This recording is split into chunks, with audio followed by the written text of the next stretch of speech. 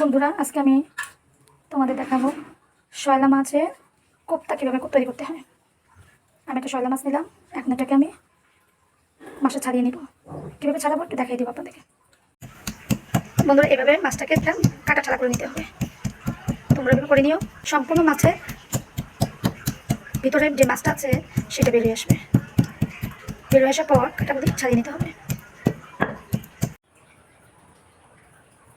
এভাবে মাছটাকে থেতলিয়ে ভিতর থেকে মাছটা বের করে নিতে হবে কাটা ছাড়ানোর জন্য। বন্ধুরা, মাছের কোপ্তার জন্য আমার প্রয়োজন পেঁয়াজ কুচি, টমেটো কুচি, কাঁচামরিচ কুচি, ধনিয়া পাতা কুচি, আর লাগবে আমার হলুদের গুঁড়ো, ধনিয়া এবং জিরে গুঁড়ো, মরিচের গুঁড়ো। এখন আমি সবগুলোকে একসাথে মিশিয়ে মাছের সাথে মাখিয়ে নেব। তার সাথে দিব তৈল।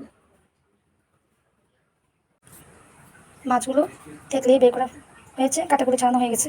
এবার আমি সবগুলো আস্তে আস্তে দিয়ে দেবো। পেঁয়াজ কুচি, মরিচ কুচি, টমেটো কুচি, ধনিয়া পাতা কুচি, তার সাথে দিয়ে দেবো হলুদ, মরিচ এবং ধনিয়া জিরে গুঁড়ো।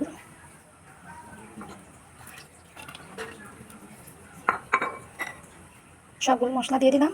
এবার দিয়ে দিব তেল, সরিষার তেল।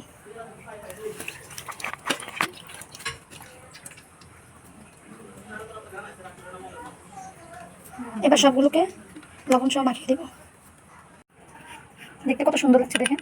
এবার লবণটা দিয়ে দেবো। তেল দিয়ে দিলাম ফ্রাই প্যানে। তেলটা গরম হয়ে গেছে, এখন আমি মাছটা দিয়ে দিব।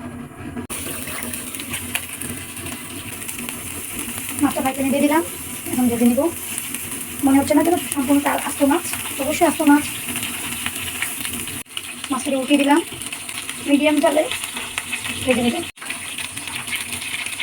মাছটা ভাজা হয়ে যাচ্ছে, মচমচা হবে, তারপর আমরা নামিয়ে নেব। বন্ধুরা, হয়ে গেল আমার মাছের কোপ্তা। গরম গরম পরিবেশন করবো। তোমার বাচ্চার সাথে খেতে অনেক মজা হবে, তোমরা করে খেয়ে দেখো। সবাই ভালো থেকো।